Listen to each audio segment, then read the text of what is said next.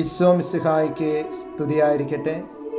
ആധുനിക ലോകത്തിൽ ഈശോയുടെ ജീവിതം ക്രിസ്തു ശിഷ്യർക്ക് ഒരു വെല്ലുവിളിയാണ്. ഇന്നത്തെ സുവിശേഷത്തിൽ ആരുടെയും മുഖം നോക്കാതെ നിർഭയനായി ദൈവത്തിൻ്റെ വഴി സത്യമായി പഠിപ്പിച്ച ഈശോയെയാണ് നാം കാണുക.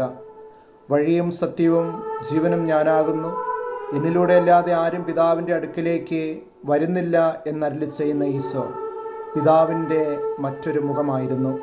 പിതാവ് എന്താണോ ആഗ്രഹിച്ചത് അതായിരുന്നു ഈശോ ജീവിച്ചത്. വിശ്വാസത്തിനും വിശുദ്ധിക്കും വിശ്വസ്തതയ്ക്കും വില കൊടുത്തുള്ള ഒരു ജീവിതം. ക്രിസ്തു ശിഷ്യരായ നാം ഓരോരുത്തരും ക്രിസ്തുവിൻ്റെ കുരിശിലേക്ക് നോക്കി ക്രിസ്തു നടന്ന വഴിയിലൂടെ നടക്കുമ്പോൾ നമ്മളും ക്രിസ്തുവിൻ്റെ മുഖമായി മാറും, മറ്റൊരു ക്രിസ്തുവായി തീരും. അതാണ് ഇന്നത്തെ ഈ ലോകത്തിന് ആവശ്യം. എല്ലാവർക്കും നല്ല ഒരു ദിവസം ആശംസിക്കുന്നു. സർവശക്തനായ ദൈവം നിങ്ങളെല്ലാവരെയും സമൃദ്ധമായി അനുഗ്രഹിക്കട്ടെ എന്ന് പ്രാർത്ഥിക്കുന്നു.